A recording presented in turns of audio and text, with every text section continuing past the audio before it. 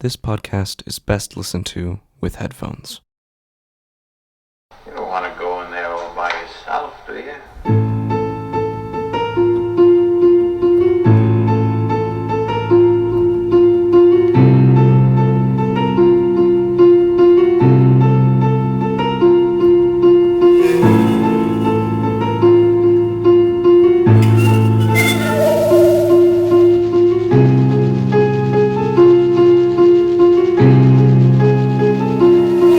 C.s.w presents Incarnation Red.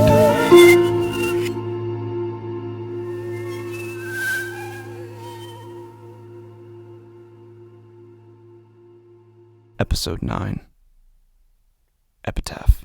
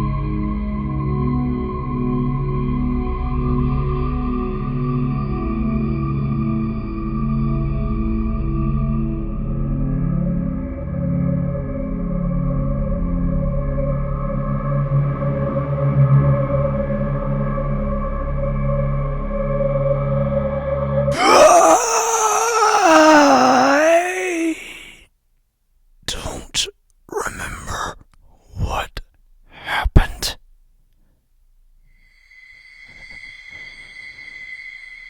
I don't remember what the last moment was. I don't remember what I looked like.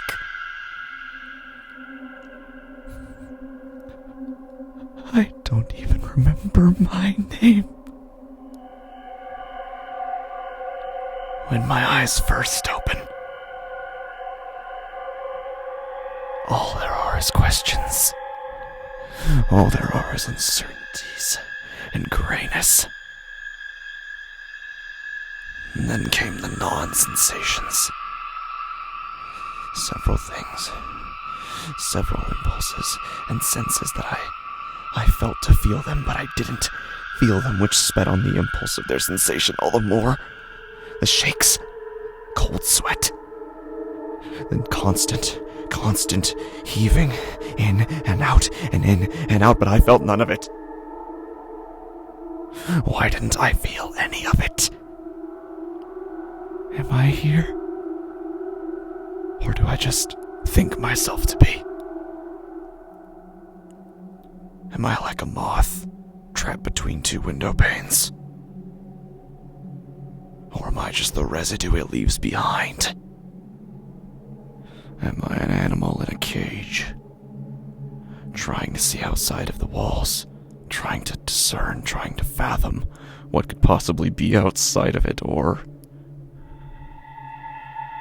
am I just the detached limb of what was once an animal, suddenly found self-sentient, wondering where the rest of me has gone, as the lion prowls away in the distance?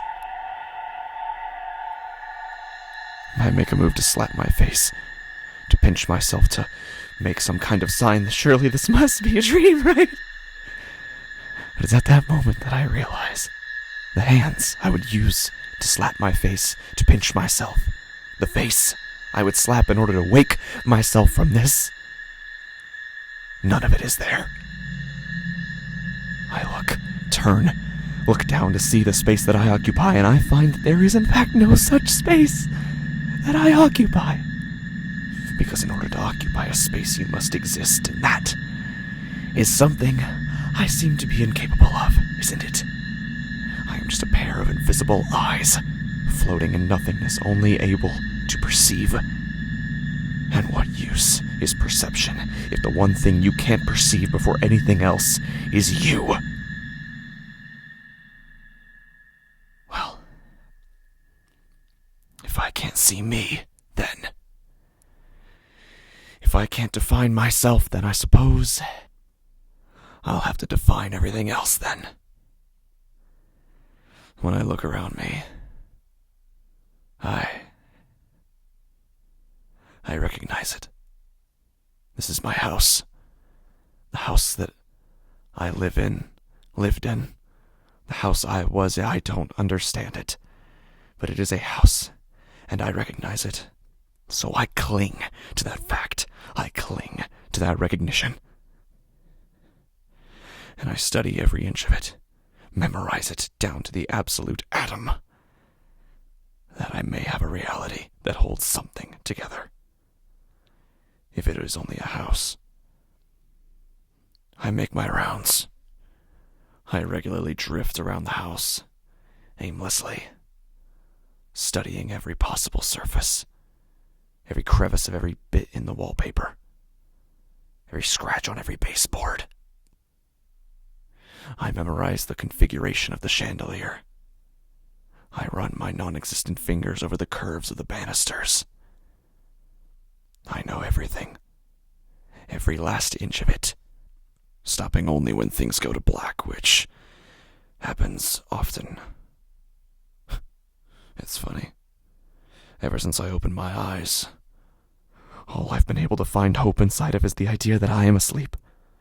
Please let me be asleep. After all, the illusion that I am asleep seems as endless as the actual eternal sleep that I seem to have entered. And yet, inside of this dream state that my reality has become, there is a form of sleep inside of it as well, if you could call it that. It certainly doesn't feel like sleep. All I know is that after inch number 87 of the baseboard in the study, or after I've memorized the brush strokes of the painting hanging in the den, suddenly, it all just goes black, absent. And for a sweet, sweet number of minutes or instants or years, I am nothing. And God, what I would be to be nothing forever. The only consolation I have is that this house belongs to me. Until it doesn't. At first, I don't even realize it. All I see are the signs. The occasional difference in a pattern of dust on a table. The altered angle of a doorknob from its original position. But then, between my long periods of blackness, I hear voices. Voices low and rumbling from another room, followed always by tittering melodic voices of a higher pitch.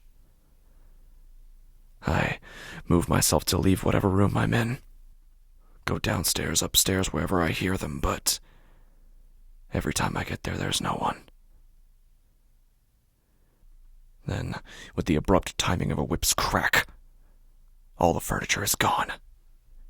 Every piece of furniture that I've measured, studied, memorized, gone, just like that. Had I fingers to rake through hair, I would do so, but before I even get a chance to think of it, new furniture is in place. Foreign, unrecognizable objects that I can't place, don't understand, and then comes the day that I see one for the first time. At first, I don't even know what's going on. I rise from a period of blackness, the merciful assassination of my sentience, and then, without understanding it, I am standing in a dark room, one of the upstairs bedrooms, standing at the foot of a bed that is stranger. My eyes swim in the darkness of the room, struggle to find any kind of explanation in these new, unmemorized details, and something is shifting. in the bed. Some rustling, some large humanoid thing is writhing around between the sheets. I try to move, try to shift or find my way elsewhere, but that just makes the thing move quicker, much more urgently, reaching for the bedside lamp, and then everything goes black. And the encounters only increase from there. Numerous run-ins and accidental sightings later, and I come to the realization. It's a family that has moved into my house, has moved into my reality. Now, not only do I lack a self, I have to cohabitate this selfless reality with plenty other individuals, all of whom are controlled, put together, finished. When they look in the mirror, they see someone, something, eyes, nose, mouth, objects. They see themselves as a finished creation. When I look in the mirror, all I see is the emptiness of space. They know themselves. They know what they are. They are defined, already put together, and one individual each, and I cannot even define myself. And yet I can define these people who require no definition to begin with. Inside of my house, changing my house, changing the only thing I have to define. But now, it's them I have. It's them I have to look at. They have become the measure by which I can piece together this reality. It's them I spend my time watching, studying. Where I once was able to memorize the stable, unmoving nature of a home that belonged to me now I get to watch a man sit back in a recliner while he reads the newspaper. I get to watch a mom putter around in the kitchen making meat for her larva. And this defines my existence. This is now what I have. I watch them eat. I watch them grow. I watch them sleep.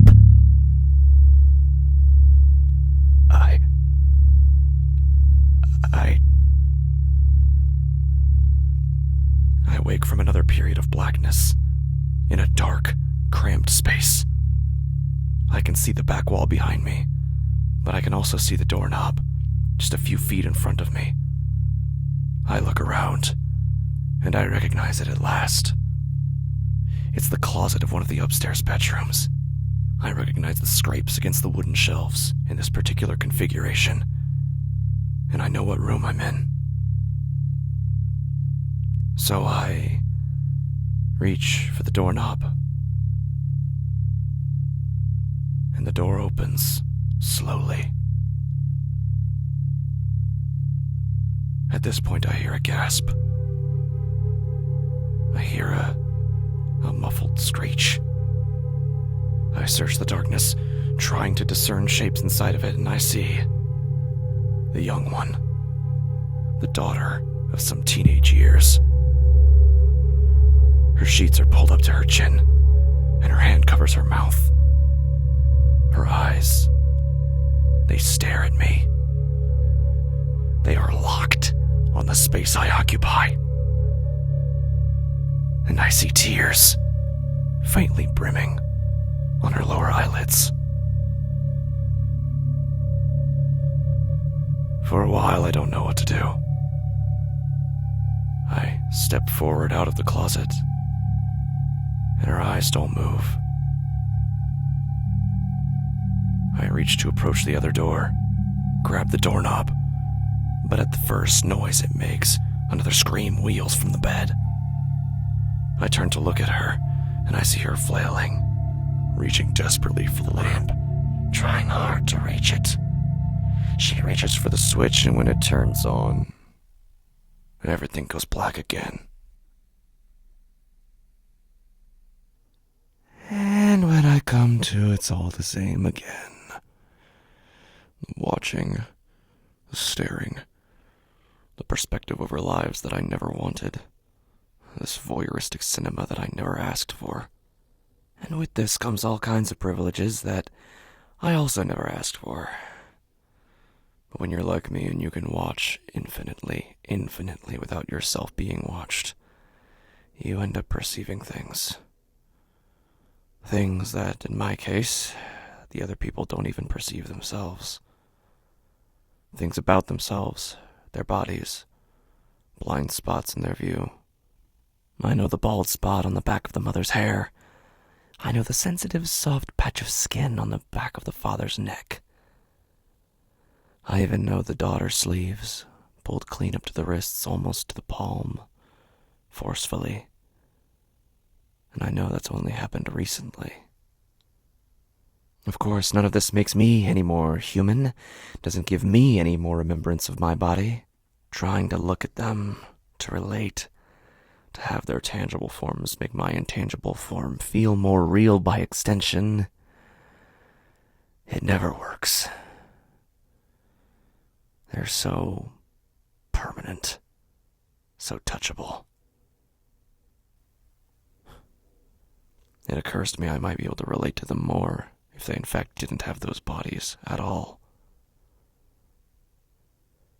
But in the meantime, I go about my voyeuristic sulking, measuring the baseboards when I'm not interrupted by a loud clang in the kitchen, or the whirring of some mixing machine, or the man in the recliner yelling too loudly at a screen full of sports. Amidst all this clamor in my own home, I stand, stare, watch, listen, until everything goes black again. And then when I come to, I don't know where I am again. Whereas before, just a few moments' deliberation revealed me to be inside of a closet I knew very well. Now I'm just staring at a black wall close to my face, and I can feel the ground underneath me as well.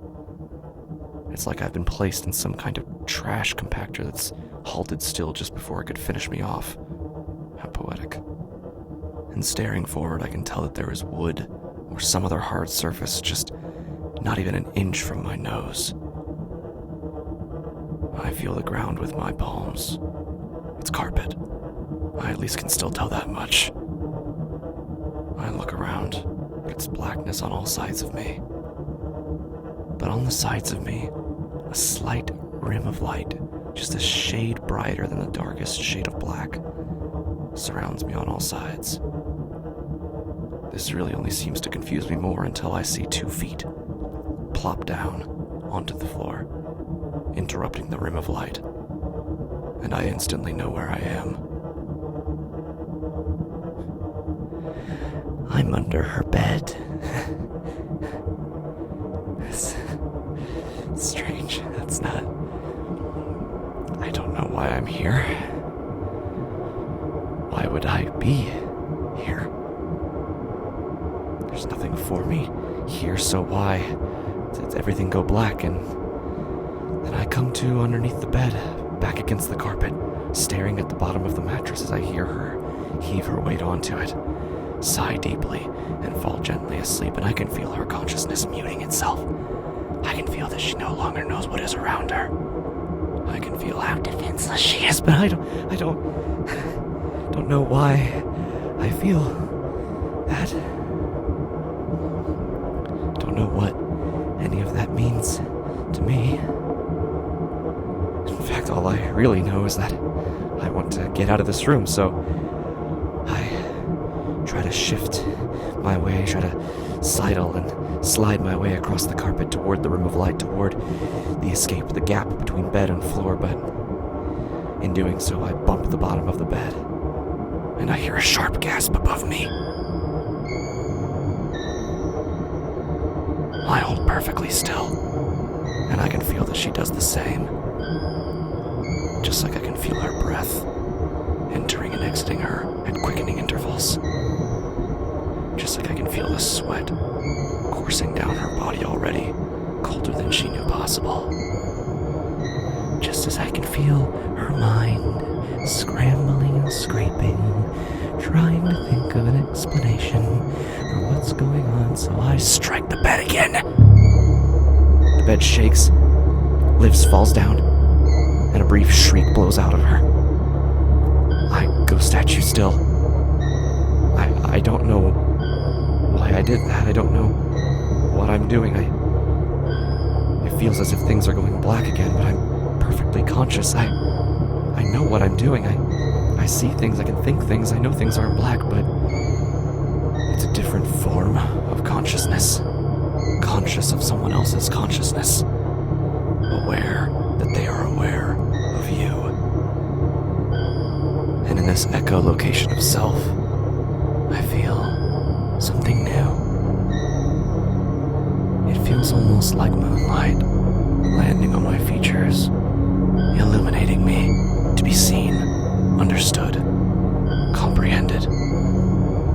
It's a consciousness like nothing I've ever experienced. But then, I guess I can't really remember anything I've experienced, can I? And somehow that feels good. Well, I know that trying to shift side to side isn't going to result in anything but knocking on the bed, so I look down at my feet and I see that the rim of light doesn't exist there, as it is where the bed meets the wall. And I look up. I suppose I can climb that way. So I put my hands on the wood, and I begin to crawl. I begin to make my way to the foot of the bed. And when I get there, I find that I don't want to leave. So I climb up the foot of the bed. And I stare at her from below. Her eyes find me immediately. And I can't help but laugh. Her face, so full of surprise, so full of shock that something like me could ever exist.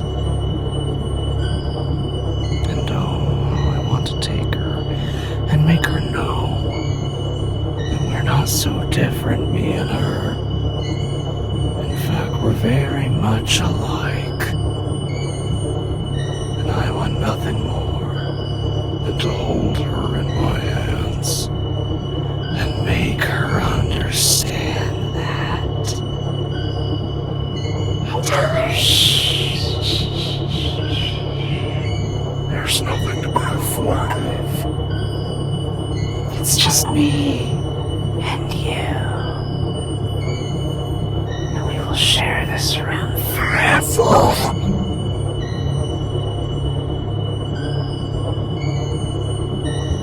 I hear her scream before I realize that my hand is on her foot. And I look up. And for a moment, suspended in time, before the next shriek has even been born from her vocal cords, we lock eyes. And I know her. In that instant, I know her. Whether she likes it or not. And before I know it, the lights are on. The parents are in the room. And everything goes black. The next morning, she is distressed. Crying, sobbing, screaming about the thing that was under her bed. She talks about nightmares she had, even after she had gone to sleep that night, which she was amazed she could even do in the first place. Talked about dreams of faces that she didn't recognize. The parents, for the most part, try to listen, but tend to shrug most of it off as, "Oh, you were only having a nightmare, sweetheart. That's all it was." And I guess I am inclined to agree with them. This reality I live in is nothing if not a nightmare. In fact, I can think of no other way to truly define it. And as they argue about it, I can see that her sleeves are even closer to the palm, almost reaching her knuckles. I can't say I blame her. One of the first things I did when I woke like this was try to rend my own flesh. Tried to tear open the non-existent skin. to flail and scratch and open a vein. Oh, but I couldn't feel. I feel nothing. While they play their games and watch their DVDs and have dinner and laugh around the table and pet the dog, I lie motionless. On the living room floor, in the backyard, sometimes on the roof. I suspect I could leave this place, but I have no desire to. I would say it's all I have, but seems I don't even have that anymore. And nowhere else is going to be worth going to either.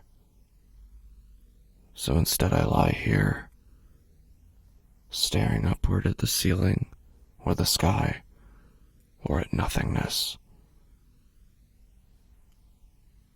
And I wonder, is there a version of this that doesn't last forever? Is there an ending to an existence like this? When the earth itself is swallowed by the sun, will I still be here? Is there anything that could destroy me? And after hours and hours of trying to think of something, I can find nothing. I am, helplessly, tragically, indestructible. I am here forever.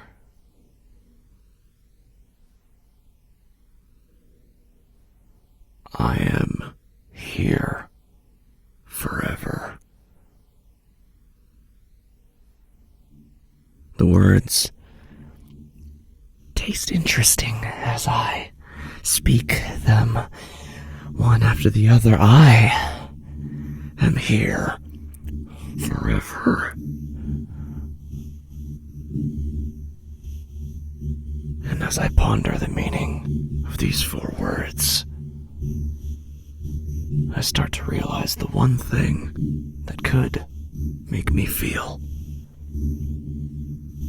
The one thing I would have to do to be defined. Nighttime is coming soon.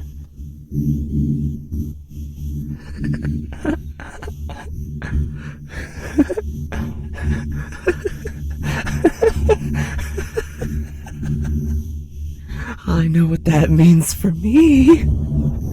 I know what needs done for me to feel defined. I know what I could do to do that. I know I could start from her bedroom door this time. Turn the knob slowly. And let the bell creak open. Stop visibly at the threshold. Wait for her terror to reach a fever pitch. Tears just brimming on her eyes. And in that stunned moment of shock, wait.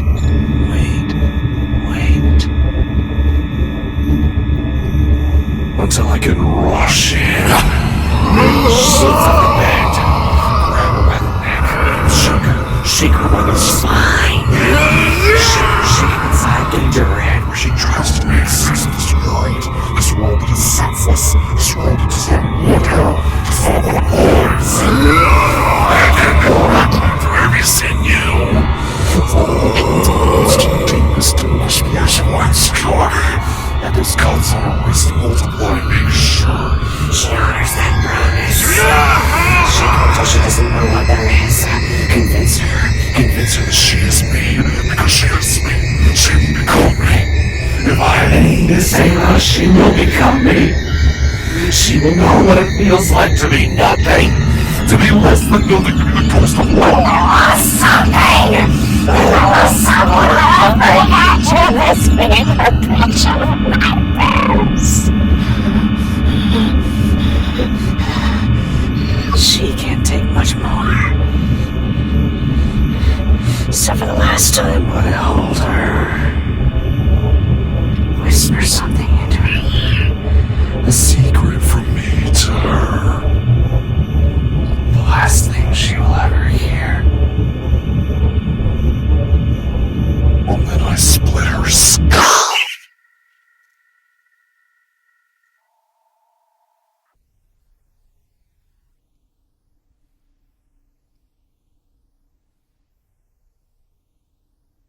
When her parents find her, her screams sound like nothing compared to theirs.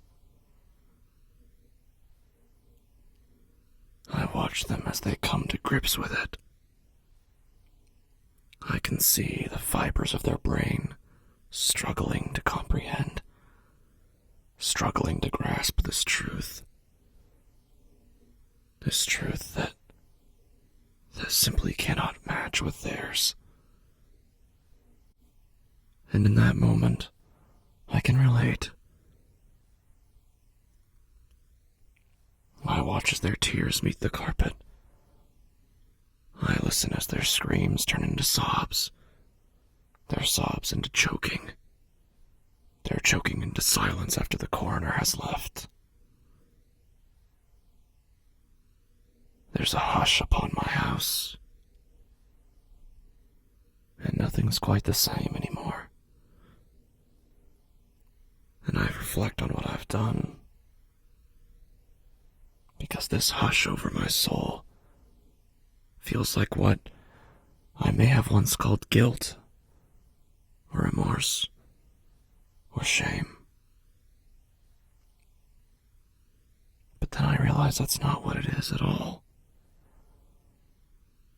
It's hunger.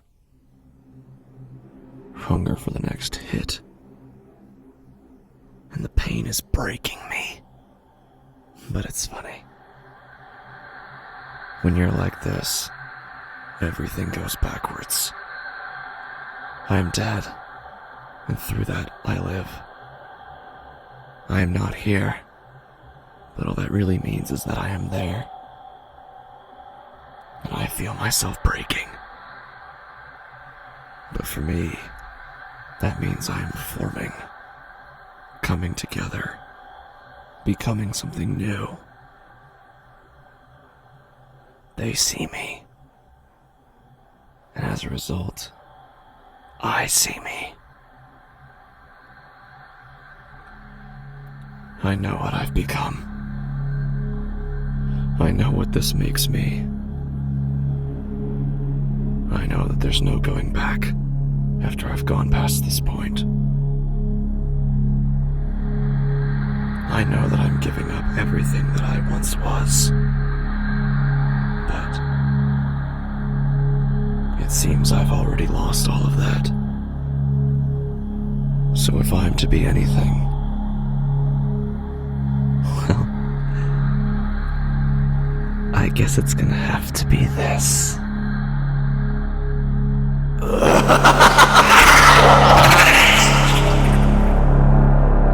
Now it's all clear.